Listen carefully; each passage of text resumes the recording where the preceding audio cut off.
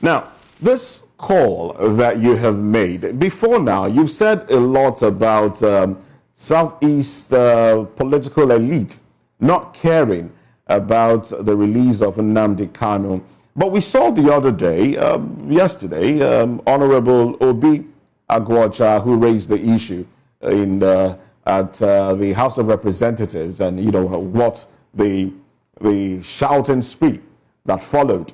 Now, why do you think that it's been difficult for leaders in the Southeast to speak together in one voice for the release of Nnamdi Kanu?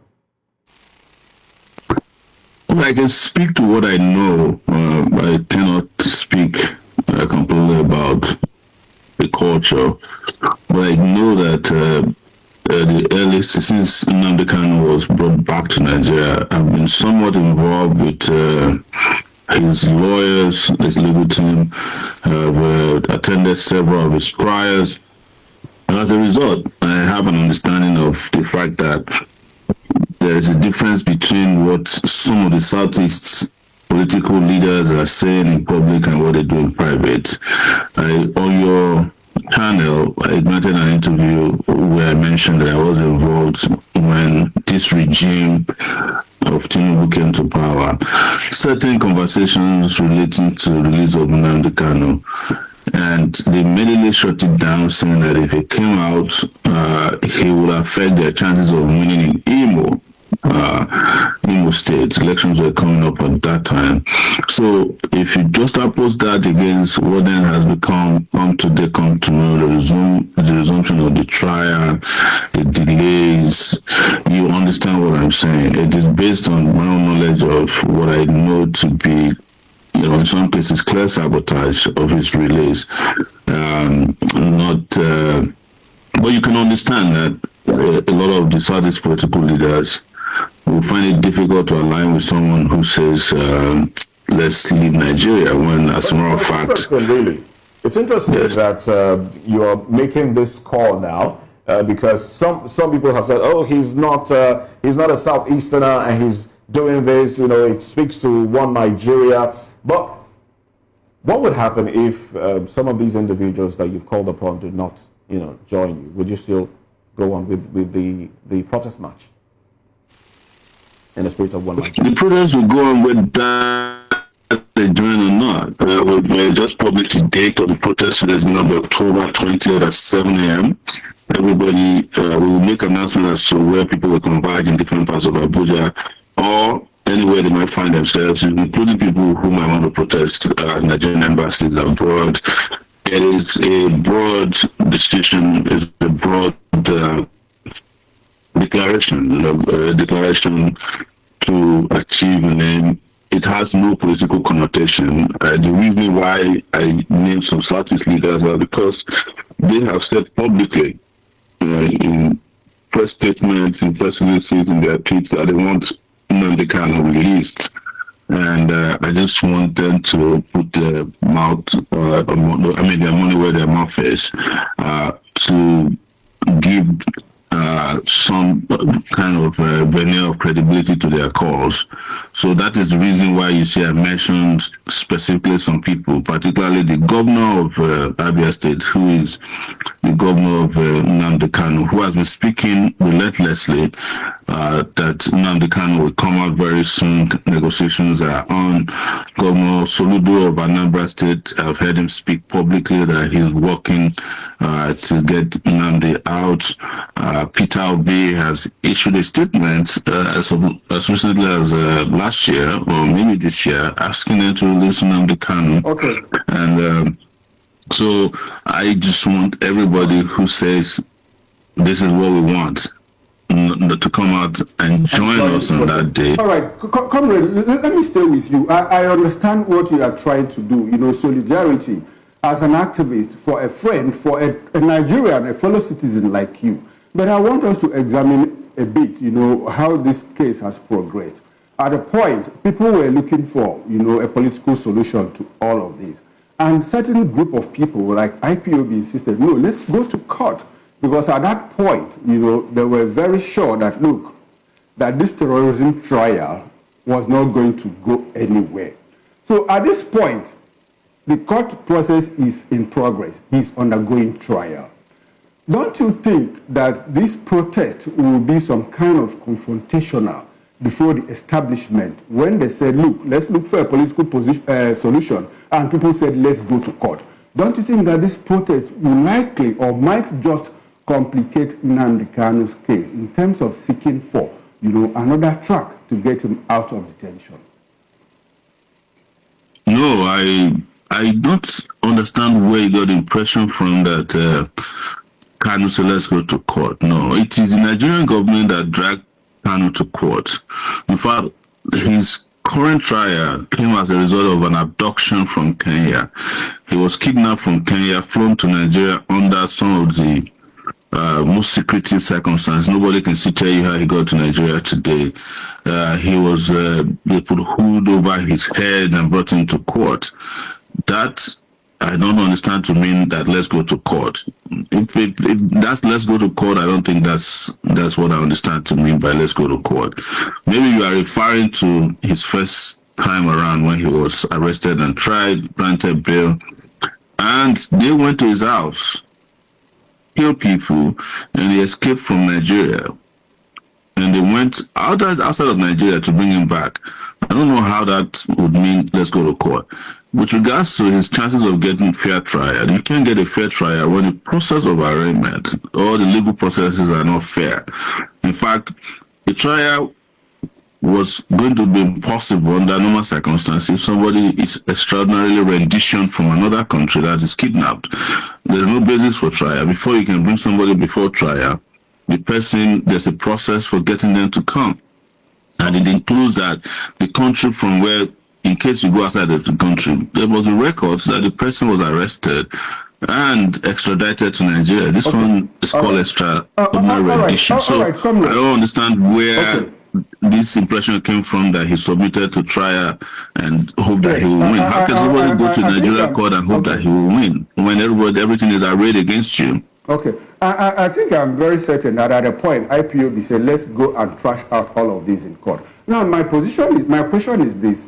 What you are trying to do, in all honesty, you want to see a Nigerian like you get freedom, especially when a court has also said that you have no locus standi to try him and all of that. But my position is this. My question is, if you understand how politics plays out in Nigeria, don't you think that the march to Aso Rock will be some kind of confrontation, like I asked before, against the establishment? And how do you think that they will react to all of this?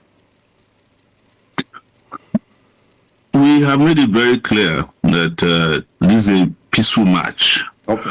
Do they see it as confrontation? Of course, that's always how they react to every effort by Nigerians or citizens of Nigeria to solve their problem using legitimate, legal, and non-violent methods. As a matter of fact, in Nigeria's history, it is people who use violence that get the most result. But this is not what we're interested in. We're not going to change strategy because they can't think. So nothing, in my view, is going to stop us. Nothing, in my view, is tantamount to confrontation. We have made it public that is what we're going to do. We're inviting people from across the country, possibly across the world, to engage in this march. And I'm sure they understand. That, and it was established that, some persons in Nigeria also of the opinion that a protest, though, is legalized, but they are trying to make sure that it will not be infiltrated by some elements whom we don't really know. We saw that happen during the 1st August to August 10, hashtag End Bad Governance protest. People were being arrested and all that. Do you think that looking at what happened or the aftermath of that particular hashtag End Bad Governance move or protest that happened, we have the Abuja 11 incarceration and all that. Do you think Nigerians are going to come out at this point in time to support you and other persons whom you've called upon to say, let's march for this man's release?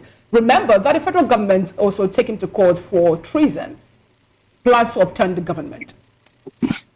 You don't have to worry about what their reaction will be. I think our focus should be what we plan to do on that day. Interestingly, this part of Abuja where this protest will take place is one of the most secured part of the country. I don't think anywhere is more secure than the Aso Rock Villa. So the security of the city, of the protesters, is the duty of those in government. So I don't believe in this narrative that the protests should be hijacked, but of course, I might use that as an excuse, which I always do. You know what and they know those of us who are protesting. You know, I recently protested at the police headquarters, you know, in Abuja, leading retired policemen and some kind of, you know, serving policemen, and nothing happened. So if they want to frame the narrative as something that will be hijacked, we'll just tell them, just do your job, which is to ensure that the area is secure. There's a protest. They understand the meaning of protest. And we also understand the meaning of protest. And we've made it very clear. We have announced the dates. They have enough information as what needs to be done. We have also invited state governors, members of the National Assembly, who themselves have personal security from the state anyway. So I don't think the narrative should be distracted by security at this point. I think we should focus on the main issues. Reach out to the police. I'm talking about, you know, them giving you personnel for such move to happen. You know, like we before, know that is also one of the requirements for protest. Unlike before, the police used to be that you have to apply to the police to protest, but the law is very clear that the police only need to be aware of the protest to take proactive action. So I'm sure, just as we are speaking, the police has already notified itself, or it's been notified publicly that there will be a protest on that day. I can guarantee you, I know the police very well, I know the DSS. I'm sure all of them are already aware. I'm sure they're planning, and that's good news. Now, wouldn't this be seen as preempting the court, since this particular case is already in court, like my colleague rightly asked earlier? Now, you going on to say want to protest his release, want Nnamdi Kanu to be released and all that. Isn't that a way, or maybe be perceived as preempting the court? And, you know, we know what's legal or implication of that particular move. I think this is going to help decongest the court of Nigeria. This is one of the cases that the courts needed not have on their calendar or on their course list. As you can imagine, each time Nnamdi Kanu is taken to court, the DSS have to seal up everywhere. They have to do everything they can to ensure that there's no movement of persons. We hear that they used to spend over 500 million naira per day just to take Kanu to court and back to his place of illegal and unwarranted detention. So this is going to help decongest our courts. The courts need to focus on more serious cases and not cases that have no business being in court in the first place. Interesting, you talked about decongesting our courts, and some people are also concerned about decongesting our prisons. And yes, talking about, my colleague mentioned the Abuja 11. Their issue came up very recently. This is from the hashtag End Bad Governance protest of 2024, and they are still being tried in court at this time. 1 year over 1 year that, you know, they have been arrested for wanting to topple the government. That was the allegation leveled against them. I know you have your ears to the ground, and you know that some Nigerians are beginning to feel really livid about protests, because they've seen that some can be arraigned, children can be arraigned, some can be kept in detention for years with nobody to speak for them. And if you go to the street, some Nigerians have said, look, Nigerians don't have staying power to, you know, force government by way of protest to get what they want. What do you say to that? Well, I'll speak directly to the 11 persons who are still undergoing trial for end bad governance. Their trial is actually coming up again today. And we made a strong representation to the Attorney General's office to discontinue the trial. And we hope that they will discontinue today. What has kept the trial on the calendar of the court is some rogue police officers in the legal department of the Nigeria Police Force. I think somehow they also benefit from all these very useless cases. I think they get some kind of allowance, but we reported this again a few days ago, and they are supposed to be in court as we speak. My understanding is that the case will be discontinued today. But let me address the staying power of Nigerians, because I'm glad you mentioned bad governance protests today, and that was I think over a year ago.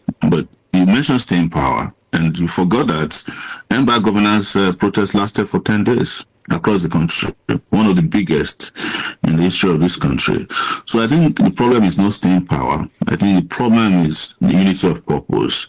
That maybe if more Nigerians can just decide once and for all that they want to solve these problems, we don't allow people to create division, and introduce diversionary tactics and narratives to divide us, because our unity is what is missing from our resistance. And that is what bad governance was about. And that was why it was effective, and it really hurt the ruling class, because for the first time they saw North, South, everybody united. And they used to be like, oh, during NSAS, almost the entire North didn't participate, So, but that was also a very powerful protest that has staying power.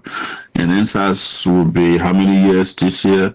Maybe like 5 years. Okay. Anniversary is coming up. Okay. Which coincidentally is going to be the day of this protest, by the way, before people start saying, oh, why did you choose NSAS as a date of protest for Nnamdi Kanu? You will get the narrative very soon that, oh, maybe this was planned. Okay. No, there is no day in the calendar of human beings that you cannot fight for justice. Okay, so if NSAS is a day we do this for Nnamdi Kanu, and we do NSAS memorial or remembrance, it's all good. Well, it's all about justice. Some form of more like a coincidence.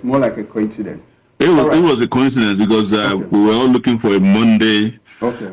Because we, as people who do this all the time, we like Mondays, because that's the day everybody is fresh, energetic, fresh in the week. And it's the most important official day of the week. So we're looking for a Monday, and it turns out to be NSAS. And we said maybe there's something to it, So we chose that date. Very, very fortunate for the Alota community. Now, come on. Yes, this is not an Alota community fight. This is everybody's of good conscience. Okay. Yes, it's everybody's fight. I want us to talk about the people that you have reached out to, especially when you talk about the political leaders in the Southeast, the elites and all of that. I'm sure that you called on Chukwuma Soludo, to be part of the march, Do you recall at some point that Chukwuma Soludo said, the release of Nnamdi Kanu is not alone on this. A couple of Igbo people, especially the intelligentsia, people in government, as a matter of fact, have this opinion that the release of Nnamdi Kanu will not necessarily guarantee peace in the Southeast. Did you factor in that, did you contextualize it when you were sending out invitation to people to come and join? Because we hear that some people go to Aso Rock in the day and say, please, let this man go, release him to us. We guarantee that there will be peace in the Southeast. And at night, they go back and say, please, keep this man. Don't let him come out, because if he comes out, there might be crisis in the Southeast. Did you put all of that into consideration before reaching out to the elites in the Southeast? I'm dealing with people who come out during the daytime to say release Nnamdi Kanu. I've had conversation before with Soludo. Okay. About Kanu, and he said his work. I'm talking about maybe 2 years ago. I've spoken to Alex Otti of Abia State personally, because Alex Otti used to be someone I know. He used to be a columnist at our reporters. Excuse me, comrade. I hate to butt in at this point, but please permit me to do that. What I mean is that the same people that go in the day also sneak in at night. That's what we hear. So that's the essence of calling them now to put their money where their mouth is. Are you getting my point? Okay. I'm just using an idiom before somebody to say it and say that she raised. I'm saying, if you have publicly stated that you want Nnamdi Kanu released, this is the time for you to come out and put your feet or your boots on the ground. So those who don't come out, I'm not second-guessing that that's the reason, but those who will be silent at this time, we can assume that they are probably the people who go back at night to say don't release him. But those who are going to come out or those who are going to support, we assume that they want this to end. We want the detention of Nnamdi Kanu, which would have lasted for 10 years by October 14, by the way. It would have been 10 years since they've been detaining Kanu for the same reason, including his repatriation or rendition from Kenya.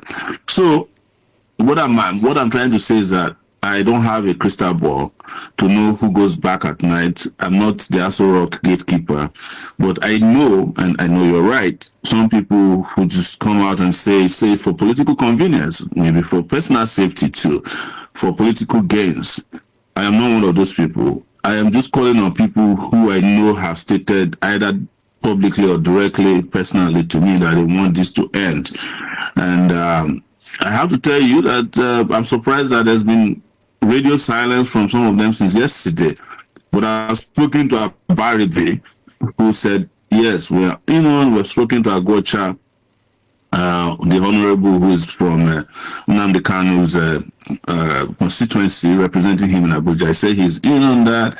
I've spoken to the deputy speaker to Abia State House of Assembly, who initially they had a resolution saying they want to come and march in Abuja. When I contacted them, they said they are still going to London first. When they come back, they weren't anticipating that this was going to be a placard carrying protest. They just want to visit the Attorney General. But Abaribe said they have visited the Attorney General. The entire Southeast Caucus in the National Assembly have visited the Attorney General before. They visited the NSA before. So there's no need to go back there. Let's have a unified position, march on Aso Rock peacefully, loudly. Let everybody start mobilizing for that now. All right. And to avoid what the security agencies might call confrontation, they can release Nnamdi Kanu before that date. And we'll just go about our normal businesses. And the business of that day otherwise will be NSA's remembrance or memorial. Or even so, quite vocal in Nigeria. The other time you promised to make Nigeria work again. You've also held so many, town hall meetings from 2012, even in New York, talking about how things you're going to do to make Nigeria move forward and all that. You also urge people who are clamoring for, self-determination and agitators to reconsider their path, saying that you have so many things you want to bring on the table for Nigeria to be a great nation again. Nnamdi Kanu, we know, happened to be within the confines of, or rather within the Nigerian correctional facility today, or DSS, because of the fact that he is talking about the marginalization being faced by the Southeastern people. That actually can be taken back to history, to the Biafran War of 1967 to 1970.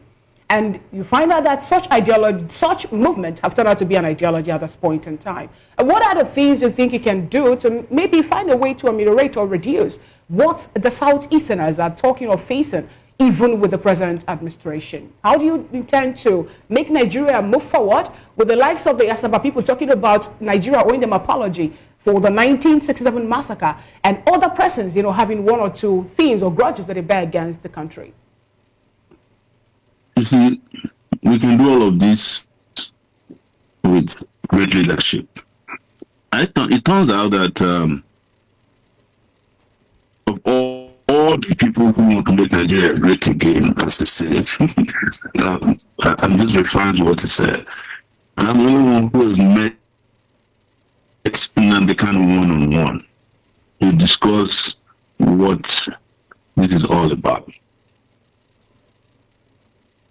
I cannot completely speak to that here, but our agreement was that if we can make Nigeria be just, fair, and egalitarian, that people will find accommodation within Nigeria. But you cannot force Nigerians or people who don't want to be in Nigeria to be in it by killing them.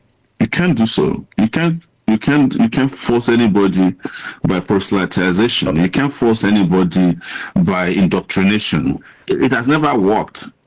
What has worked in every country where there's diverse groups of people who are united is justice, social, economic, and cultural justice. Right. That is why when we, Nigerians, travel to other countries and live there, we don't ask, is this Igbo or Hausa or Yoruba? The moment we get our paycheck, the moment we have housing, we can send our children to school, we just assimilate immediately. So you have to have certain parameters and conditions in place for Nigeria to be able to become or be a united How entity. possible do you think that will be when you yourself said something about Nigeria having an Igbo problem? You made mention of that in one of the podcasts you attended. You said that Nigeria Can you repeat what I said again? How possible do you think that will be when you yourself said something about Nigeria having an Igbo problem? Yes. No, that's part of the honesty that needs to deal with what you are asking. You see, if you want a united Nigeria, you have to deal with every part of Nigeria that don't feel belonged. You mentioned earlier that people of Asaba want apology. It's not only people of Asaba, all the Igbos needs to be apologized to for the civil war and the number of people we wasted, either directly killing them or killing them with hunger and starvation or economic strangulation. We need to do that to all across the country. But right. There's a difference between just making the apology and also making sure that the apology stick. Because the people you're apologizing to must know that you have genuine intention to make your apology stick. If it's just an apology you want to be announcing on TV in the morning and in the afternoon you go and do Operation Python dance, you don't expect people to be foolish enough to keep listening to those kind of apology. You cannot militarize an entire zone in a country instead of giving them infrastructure, and you expect them to belong to your country. It has never worked like that. And that is where everybody in Nigeria, in terms of leadership, is getting it wrong. You want Igbos to build a project, but you go and hold their children ransom. You go and kill their children. You put an army checkpoint every 1 kilometer in the southeast. They ask for resources. They ask for promotion in the civil service. You don't give them. You don't trust them. You can't. So this is where we get it wrong. And this is the hard conversation I was telling you needed to be had. And that is why I said Nigeria has an Igbo problem. All right, you've indeed made a valid point, but we're running out of time. There's a lot to expand, but we have to work within the limited time available. Are you aware that some Igbos in Lagos have been complaining that they're not allowed to register for their PVCs, especially when their names show that they are Igbos? Some complaints have come up. When they go, they tell them, internet is down or something. That's on one side. Another would be, do you believe that it is only a coalition or a merger that can unseat the current APC government? Would you be part of one? I think we've spoken about this several times, that there's already a coalition that I belong to. And that coalition is a coalition of the oppressed. It doesn't need any official merger of political interest. I cannot belong to or believe or be part of a coalition of politicians who created the problem in the first place. All right? One of the examples I can give you straight is the ADC people that were being celebrated now. People don't talk to them or talk about them. Who has an attorney general who went and abducted Kanu from Kenya? You want me to be part of that coalition? All right then. Well, thank you.